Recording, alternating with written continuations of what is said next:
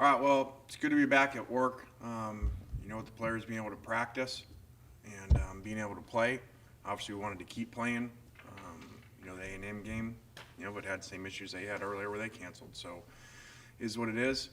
Chance to finish the season with a winning record in SEC, all SEC games, which would be pretty exciting for our first year to do, especially, knowing that we let a couple of them slip away that we should have won. So, big challenge, extremely talented team as always, and even though it won't be full, you're still going into Baton Rouge, which is not an easy place to play ever, and they're coming off a great win, and where I don't think many people gave them a chance. So, huge challenge for us. David starts off. Lane, I can't help but I got to ask you about the message on your shirt. What can you say about that? It's Christmas time, and my favorite holiday of the year, I guess. And, so just someone gave me a shirt and Merry Christmas. They spelled it wrong. So, it was free. Hey, in all seriousness though, the success on the field, how much is that? Do you attribute that to the meteoric rise of the recruiting rankings and stuff like that over the last couple of weeks? A lot. Anytime you're playing, especially your first year, and these kids can't official visit, I think that, there was probably a lot of concern out there this was going to be a disaster class because we don't know the kids and we can't get them here. And one of the best things about here is to come on official visits for game day and see the town, see the university, see the stadium. And so they weren't able to do that. So I think the performance on the field, with all the national games, has gone a long ways because, the last few weeks have been awesome and great responses from kids. I think not just the success on the field, but, they talk about seeing the energy on the sidelines, the players having fun. They mention a lot the difference between, the two state programs, in-state programs. So it's been great. Last year when you got here, it was kind of, everything was hurried and frenzied leading up to the early signing period. What does your war room look like this Wednesday? How is your setup? How are you guys going to do this Wednesday? Well, like we said, we saved some spots, which we used in, I think 3 transfers, post-signing day, and then still have a few spots. So this class will be a lot better, like we said it would be, even though with the COVID issues. And just proud of our assistant coaches. It hasn't been easy. I think that not having a game last week really helped us a lot. We spent a ton of time on Zooms and basically doing home visits with kids on a screen. So it's been really neat, and we're not done yet. So I think you're going to see some more exciting things in the next 48 hours. Thank you, Lane. Yep. Go to Nick. Lane, just getting the team back on Friday and Saturday, how does everybody look after having to take that pause? And do you guys feel like you will be prepared to play a game on Saturday? I do. I don't think it's ideal, but we definitely have fresh legs. That part's good, but it's taking a little bit of time getting back into it, and we don't have everybody yet. Because of those COVID guys, they're trickling back in. Some got back today, some back tomorrow, so that's a whole nother challenge, and some are very significant players. Is there any chance that guys won't be back, or are you expecting the full roster to be back? We expect them to be back. Their days will be up, so they should be back as long as they pass their final tests once they come out. Go to Yancey. Coach, speaking of Zoom meetings, did you have a good Zoom meeting last night?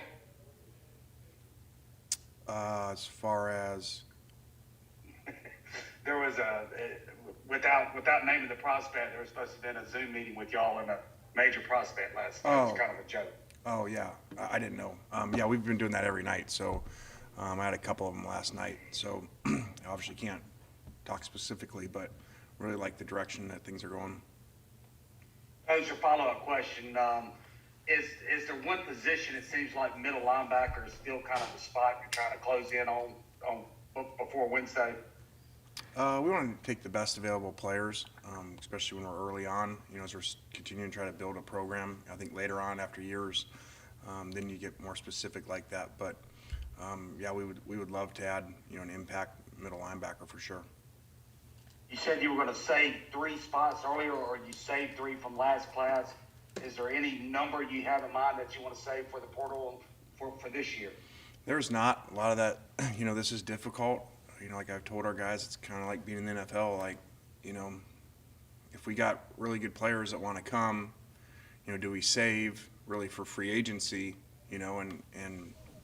or do we cap out and take really good players? So, and we obviously still don't know a few guys. We won't know till Wednesday for sure. So, it's not an exact number at all. We could get all these guys who want to be capped out, or, if we don't, we're not going to reach, and then we can go get, some free agents. Thank you. Go to Parrish. Lane, did you have conversations with Ed before taking the Ole Miss job, about the Ole Miss job? I don't think I did. I'd talked to him, years ago about it and stuff, and obviously had him on staff twice since then between USC and Tennessee, but no, I did not this time. What can one big win like they experienced in Florida do for a team that had been struggling? Well, it changed everything. I mean, you could see post-game their energy, and they played extremely hard in the game. Now the game could have went either way 100 times. I mean, don't throw a shoe, and probably talking about a totally different deal. So, I think that re-energized them. I think that it's been a lot harder, obviously, losing that game. Now go back and whatever losing streak that would be, they'd be on. But, I'm sure that gave them a bunch of energy and wanted to finish strong. Go to David. Lane, the expectations are for Ole Miss to go to a bowl game for the first time in 5 years.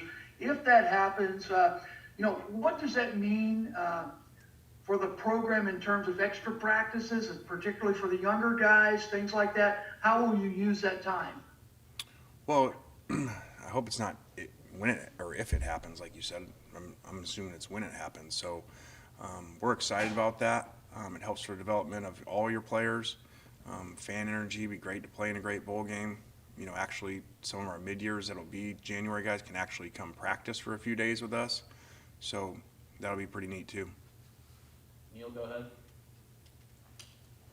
Hey, Lane, I was wondering if you could expound a little bit on your relationship with Ed. You guys go way back, have been at different places together. And before you got the FAU job, there was a lot of talk about you joining him in Baton Rouge. Just how did that relationship come about, and how is it that, you guys are kind of different people? How do you get along so well? I would have been, I think, 24 when Pete Carroll hired me. Ed Orgeron was carried over from the previous staff, and I was just a young coach. He was recruiting coordinator, had obviously been a great recruiter, and so really learned a lot from him. Just watched how he worked, and how I'd go do visits with him. We'd go in-home visits and in schools together. So I learned a lot from him in recruiting. Then was able to, when we got Tennessee, to talk him out of leaving New Orleans, which he was in Louisiana. He was happy and at the Saints, and we're able to talk him into coming there. And then the USC thing, he was there before me, so he said when USC offered a job, he said, I'm on a plane to LA, I'll meet you there. So he got there a day before I got there. He was so excited to go back to SC, and so obviously unbelievable job last year, and great recruiter and great motivator. And I know that on another note with LSU, that Stingley, his status is kind of up in the air, but if he's out there and if he's healthy, what sort of a challenge does he present to you guys offensively? Yeah, really good cover player. I would think he's playing because I thought it looked like on the TV copy he was in pads and stuff, so he must have, in order to travel and put him in pads, he must have been close to playing, or else, I don't think that would have happened. So I would certainly think that he's going to play. Back to David. Lane, you mentioned last week you were concerned a little bit about the layoff and the focus of your team and everything. Is there anything extra or special you do this week to kind of gather that focus back in for this final regular season game? Yeah, just talked to them a lot, this morning about the importance of the game. You're going to remember the rest of your life. You go into Tiger Stadium and beat LSU, and nobody's going to remember it was COVID or opt-outs or any of that stuff. So pretty neat. None of these guys have done that. So you know, this is a huge game and really important too, besides just being LSU to, I think, you know, all you guys would have said, pretty successful season if after seeing that SEC schedule roll out that you're going to have a winning record. So that'd be awesome. Back to Nick. Lane, kind of got to ask about some of the rumors that'll circulate about Auburn wanting to reach out to you for that vacancy. Have they reached out, and do you pay attention when your name comes up as a sitting Power 5 head coach for other jobs like that? Yeah, I don't. You know, that's just product of when your players play well, you're going to be in rumors like that. So there's been no conversations, anything like that. I wanted to say, you know, what I learned from my mentor, you know, that if you guys are going to keep asking this, I'm going to have to tell you, I will not be the head coach at Alabama, okay? So stop asking me. I wasn't supposed to say that, but I just had to.